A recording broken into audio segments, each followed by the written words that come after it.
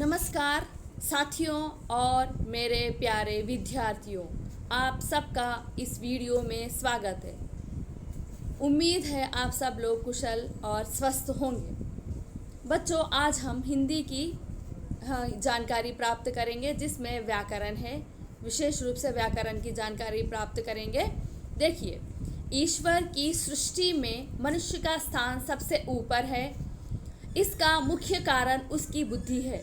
उसमें कई प्रकार के भाव विचार उत्पन्न हुआ करते हैं। अपने विचारों को वाणी और लेखनी का सहारा लेना पड़ता है। मनुष्य प्रारंभिक अवस्था में संकेत से भी काम लेता था। वाणी और लेखनी द्वारा भाव प्रकट करने का ढंग भाषा है। भाषा विचार प्रकट करने का एक महत्वपूर्ण साधन है। भाषा के कथित रूप के दो भेद होते हैं, बोली और भाषा। बोली यानी हम जो रोज़ाना के जीवन में प्रयोग करते हैं वे बोली कहलाती है। जनसाधारण अपने अपने क्षेत्रों में जिस भाषा का प्रयोग करते हैं वे बोली अथवा बोलचाल की भाषा कहलाती है। बोली में भाषा का केवल उच्चारित रूप आता है। शिक्षित लोग जिस भाषा में बातचीत करते या फिर लिखा करते हैं वे साहित्यिक भाषा कहलाती है। व्याकरण, हमारे जीवन में व्याकरण का क्या महत्व है? भाषा के लिए व्याकरण सीखना बहुत ज़्यादा आवश्यक है। व्याकरण भाषा में समानता लाता है। वे भाषा का शुद्ध रूप से पढ़ने, लिखने और प्रयुक्त करने का नियम बताता है। जिस शास्त्र के द्वारा भाषा के शुद्ध व अशुद्ध रूप का ज्ञान हो उसे व्याकरण कहते हैं। भाषा की बनावट का ज्ञान व्याकरण के द्वारा ही होता है। उसके साथ साथ बच्चों, जिस शास्त्र के द्वारा भाषा के शुद्ध अशुद्ध रूप का ज्ञान हो उसे व्याकरण कहते हैं। भाषा की बनावट का ज्ञान व्याकरण के द्वारा ही होता है। व्याकरण की भाषा की जान है। व्याकरण ही भाषा की जान है और व्याकरण भाषा के वर्णों, शब्दों तथा वाक्यों के ठीक ठीक प्रयोग करने के नियम को बतलाता है। ध्वनियों और अक्षरों से शब्दों और वाक्यों से भाषा का निर्माण होता है। इस प्रकार व्याकरण तीन मुख्य भाग होते हैं। व्याकरण के तीन मुख्य भाग हैं, देखेंगे वो क्या है। वर्ण विचार, शब्द विचार और वाक्य विचार। पिछली कक्षा में बच्चों हमने शब्द विचार की जानकारी प्राप्त की थी और वाक्य विचार भी हमने कुछ जानकारी प्राप्त की थी। बच्चों, आज हम संज्ञा और उसके भेद की चर्चा करेंगे। संज्ञा शब्द भेद का एक प्रकार है। संज्ञा शब्द भेद का एक प्रकार है। प्रयोग के आधार पर शब्द भेद। प्रयोग के आधार पर शब्द भेद दो प्रकार के होते हैं, विकारी शब्द और अविकारी शब्द। तो बच्चों, आज हम विकारी शब्द में संज्ञा, सर्वनाम, क्रिया और विशेषण इसके बारे में जानकारी प्राप्त करेंगे। बच्चों, संज्ञा और उसके भेद। संज्ञा और उसके भेद आज का विषय हम पढ़ने जा रहे हैं। बच्चों देखिए, संज्ञा और उसके भेद। प्रयोग के आधार पर शब्द भेद में विकारी शब्द, अविकारी शब्द। प्रयोग के आधार पर शब्द भेद, विकारी और अविकारी शब्द। बच्चों ध्यान से सुनिए क्योंकि हम बाद में इसको प्रश्न पूछेंगे, आपको ही लिखना पड़ेगा। उसके बाद देखेंगे बच्चों, संज्ञा और उसके भेद में विकारी शब्द में हम देखते हैं विकारी शब्द में संज्ञा। संज्ञा क्या है? व्याकरण में इसका महत्व क्या है देखेंगे। किसी व्यक्ति, वस्तु, प्राणी, भाव व स्थान के नाम को संज्ञा कहते हैं। किसी व्यक्ति, वस्तु, प्राणी, भाव व स्थान के नाम को संज्ञा कहते हैं। उसके बाद बच्चों हम देखते हैं संज्ञा और उसके भेद। संज्ञा और उसके भेद हम देख रहे हैं बच्चों, जैसे कि व्यक्ति, वस्तु, प्राणी और भाव। व्यक्ति में बच्चों देखिए, इसमें नाम आएंगे मनुष्य या फिर पशु पक्षी और नदी या फिर स्थान के नाम। ऐसा इस तरह के नाम को हम संज्ञा कहते हैं, जिसमें व्यक्ति में राम, मोहन, गणेश, महेश आदि इस प्रकार के व्यक्तियों के नाम, जो भी व्यक्ति जिसका नाम हो उसे संज्ञा कहते हैं। वस्तु, किसी प्रकार की भी वस्तु हो जिसका नाम है, जैसा कि पानी, फल, पुस्तक, कलम। इस तरह से प्राणी, कौन सा भी प्राणी हो, किस प्रकार का प्राणी है, जैसे कि मनुष्य, पशु, पक्षी या फिर स्त्री और पुरुष, इस तरह के शब्द प्राणी में आते हैं। भाव में देखो बच्चों, अच्छाई, बुराई, प्रेम, झूठ, इस प्रकार के शब्द क्या होते हैं, संज्ञा के भेद कहलाते हैं। संज्ञा और उसके भेद में हमने देखा है, प्राणी में व्यक्ति, वस्तु और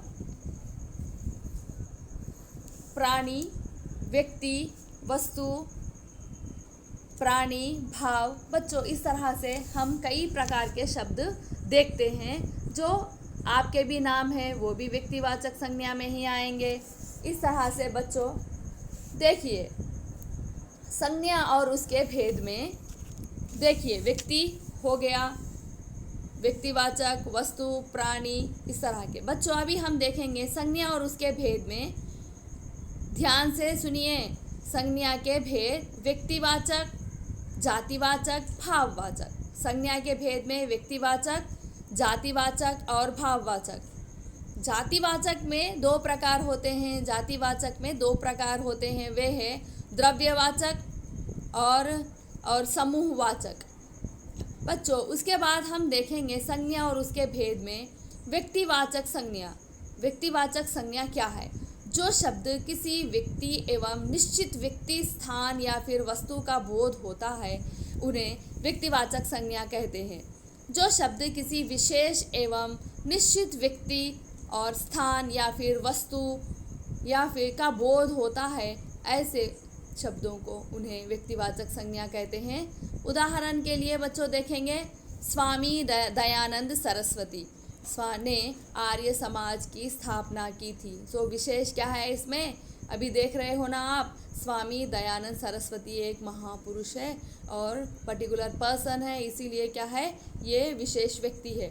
हिंदी साहित्य में छायावाद का प्रमुख महाकाव्य कामायनी है।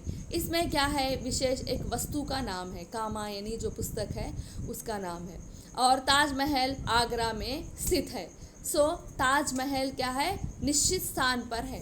ताजमहल एक ऐसा स्थान है जो निश्चित स्थान पर है। ऐसे देखिए, इस तरह से संज्ञा और उसके भेद में बच्चों अब हम देखेंगे जातिवाचक संज्ञा में। संज्ञा शब्द किसी प्राणी, पदार्थ या फिर समूह की जाति का बोध कराते हैं और वे शब्द जातिवाचक संज्ञा कहते हैं। देखिए, उदाहरण के लिए, लड़का दिल्ली जा रहा था, लड़की खाना खा रही थी। तो इसमें क्या है, लड़का, ये क्या है, जातिवाचक संज्ञा है। मेरा विद्यालय घर के पास है। सो विद्यालय जो है ना, वे जातिवाचक है। और हमें रोज़ाना क्या है, फल खाना चाहिए। तो फल क्या है, एक जातिवाचक संज्ञा में ही आता है। संज्ञा और उसके भेद में जातिवाचक संज्ञा का जातिवाचक संज्ञा के रूप में प्रयोग किस प्रकार कर सकते हैं। कभी कभी किसी विशेष व्यक्ति के गुणों के कारण क्या है, व्यक्तिवाचक संज्ञा का प्रयोग जातिवाचक के समान के रूप में होता है। और किसी प्रसिद्ध व्यक्ति के नाम के गुणों का भी प्रयोग दूसरे व्यक्तियों के लिए भी किया जाता है। तो वे यहाँ संज्ञावाचक क्या है, व्यक्तिवाचक संज्ञा होता है। तो उसके बाद जिसमें अभी मैं फिर से पढ़ूंगी, देखिए, किसी विशेष व्यक्ति के गुणों के कारण और व्यक्तिवाचक, उसके बाद व्यक्तिवाचक प्रयोग जातिवाचक के रूप में हो और किसी प्रसिद्ध व्यक्ति के लिए भी प्रयोग होता है। तो ऐसे वाचक क्या है, जातिवाचक व्यक्ति के लिए किया जाता है। तो यहाँ पर संज्ञा न होकर व्यक्तित्व होकर वे कहलाता है। तो इस तरह से व्यक्तिवाचक बन जाती है। और आज के समय में विभीषणों विभीषणों की कमी नहीं है। मतलब ये विभीषण जो है ना, ऐसा शब्द क्या है, संज्ञा और क्या इसमें जातिवाचक है, भाई। और उस लाचार सूरदास को सड़क पर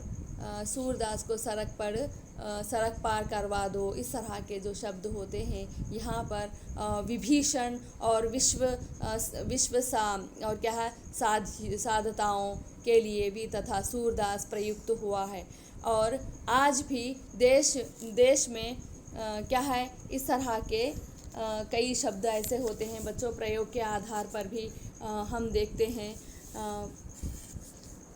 कि देखिए इस तरह से बच्चों हम देख रहे हैं संज्ञा और उसके भेद में द्रव्यवाचक और समूहवाचक।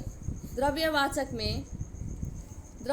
में देख रहे हैं संज्ञा और वे संज्ञा शब्द जो ऐसे पदार्थों या फिर द्रव्यों का बोध कराते हैं और जिन्हें वस्तुएं बनती हैं एवं उनका माप तोल किया जा सकता है, उन्हें द्रव्यवाचक संज्ञा कहते हैं। जैसा कि सोना और क्या है चांदी और पीतल, ये मिट्टी और क्या है उसके बाद लकड़ी, ये दूध, ये सब द्रव्यवाचक में आएंगे बच्चों। उसके बाद समूह मतलब एक ग्रुप में, समूहवाचक संज्ञा में वे संज्ञा शब्दों को जो किसी समूह या फिर समुदाय का बोध करवाते हैं उन्हें समूहवाचक संज्ञा कहते हैं। जैसा कि परिवार जो क्या कई लोगों से मिलकर एक ग्रुप जैसा होता है, इसीलिए समूहवाचक कहते हैं। और उसके बाद बच्चों ध्यान से सुनिए क्योंकि हम लोग फिर आपको प्रश्न में भी यही पूछेंगे।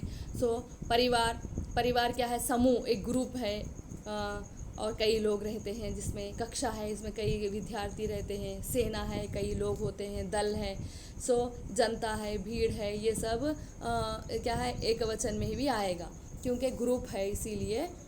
उसके बाद देखते हैं हम संज्ञा और उसके भेद। और समूहवाचक संज्ञाओं के क्या निम्न प्रयोग सुनिश्चित होते हैं, जैसा कि उन्हें बदला नहीं जा सकता है। जैसा कि पर्वतों की श्रृंखला और देखिए तारों का पुंज और सैनिकों स्वयं